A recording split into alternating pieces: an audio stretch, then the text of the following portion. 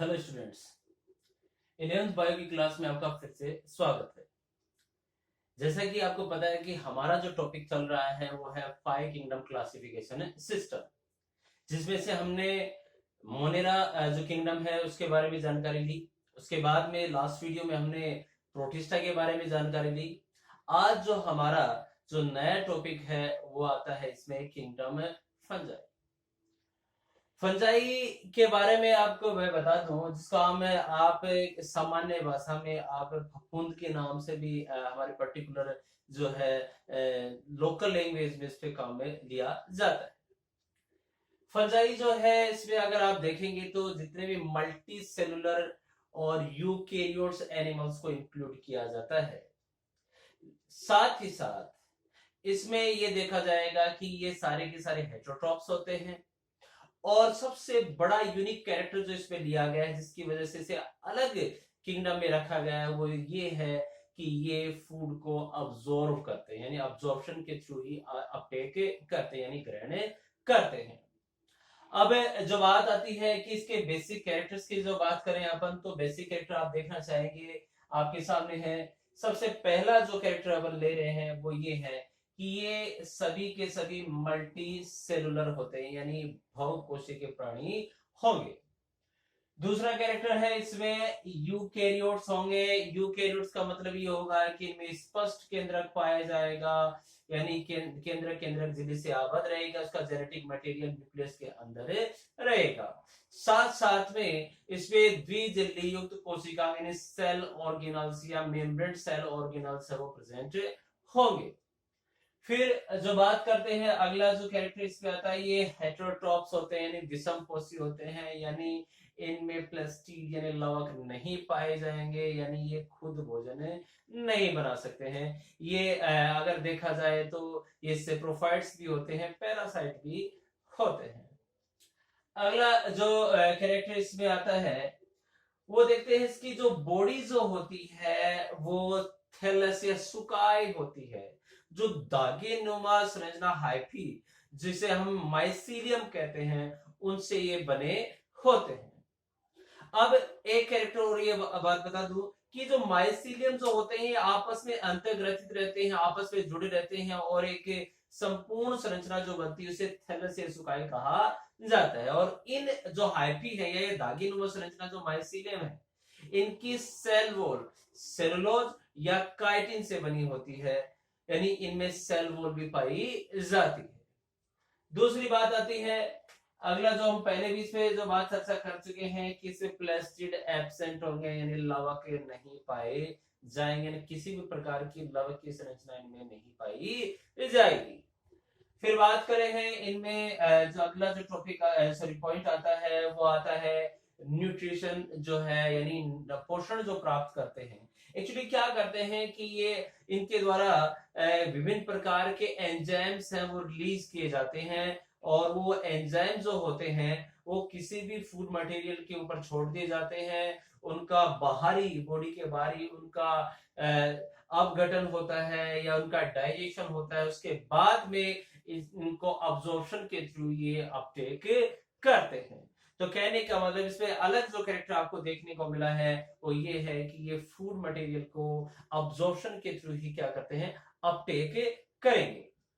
फिर अगला जो कैरेक्टर आता है इसमें फूड स्टोरेज, यानी ये जो डाइजेस्ट फूड को है वो अब्जॉर्ब जिसको किया गया है या जिसका अब्जॉर्प्शन किया गया है उसका स्टोरेज क्या किससे करेंगे, या ये कहूंगी कंप्लीट फूड को जो अपनी बेसिक एक्टिविटी में काम में लेने के बाद में जो स्टोर किया जाता है किस रूप में किया जाएगा, वो है ग्लाइकोजन के रूप में। जिस प्रकार से हम है जो ह्यूमन बींग्स है या मेमेलियंस है ग्लाइकोजन के रूप में बॉडी जो फूड को स्टोरेज करते हैं, उसी प्रकार फंजाई भी जो होते हैं वो भी फूड को ग्लाइकोजन या ऑयल के रूप में उनको स्टोर करते हैं। बात करते हैं अगला जो आता है, ये अपघटक के रूप में भी पाए जाते हैं, डीकम्पोजर्स भी होते हैं, क्योंकि इनके द्वारा विभिन्न प्रकार के डिग्रेडेबल जो एंजाइम्स जो होते हैं उनका सिक्रेशन होता है। तो कहने का मतलब ये है कि ये अच्छे डीकम्पोजर यानी अपघटक भी हो सकते हैं या होते हैं। फिर जो बात करते हैं इनमें रिप्रोडक्शन की बात करते हैं, तो इनमें आप देखेंगे कि वेजिटेटिव रिप्रोडक्शन है, एसेक्सुअल है और सेक्सुअल है। वो तीनों प्रकार का रिप्रोडक्शन इनमें देखने को मिलेगा आपको। अब आप देखिएगा इसमें सबसे पहले जो वेजिटेटिव रिप्रोडक्शन की बात करें तो इनमें फ्रेगमेंटेशन यानी खंडन के द्वारा हो सकता है, फ्यूजन विखंडन के द्वारा भी हो सकता है, और बडिंग यानी मुकुलन के द्वारा भी काय खंडन की क्रिया हो सकती है, काय जन्म की क्रिया हो सकती है। फिर बात करते हैं इसमें एसेक्सुअल रिप्रोडक्शन की, तो एसेक्सुअल रिप्रोडक्शन के लिए इसमें स्पेसिफिक स्पोर्स यानी बीजाणु पाए जाते हैं, यानी इसमें स्पोर्स यानी बीजाणु की तरफ जिन्हें कोनिडिया भी कहा जाता है, जो इस या स्पोरेंजियोफोर है या जूस्पोर जिन्हें चल बीजाणु कहते हैं, उनके द्वारा भी अलैंगिक जन्म की क्रिया संपन्न हो सकती है। अब जो बात आती है इसमें सेक्सुअल रिप्रोडक्शन की बात करें तो सेक्सुअल रिप्रोडक्शन के लिए भी इसमें स्पेसिफिक स्पोर्स पाए जाते हैं या बीजाणु पाए जाते हैं, जिनमें आप देखेंगे कि कुछ स्पोर्स कहलाते हैं या एस्कस बीजाणु या एस्कस स्पोर्स हैं वो पाए जाते हैं, और बेसिडियम स्पोर्स हैं, इनके द्वारा सेक्सुअल रिप्रोडक्शन होता है। और इनमें सेक्सुअल रिप्रोडक्शन के दौरान मैं आपको बता दूं कि 3 स्टेजेस देखने को मिलेगी, यानी सबसे पहले अगर दो स्पोर्स आपस में मिलते हैं तो सबसे पहले उनका प्रोटोप्लाज्म जो है आपस में फ्यूज होता है, जिसको प्लाज्मोगेमी कहते हैं। उसके बाद में जो सेकंड स्टेप आएगी, जब प्लाज्मोगेमी के बाद में इसके न्यूक्लियस दो है आपस में फ्यूज्ड होंगे, जिसको हम कैरियोगेमी या केंद्रक संलयन कहते हैं।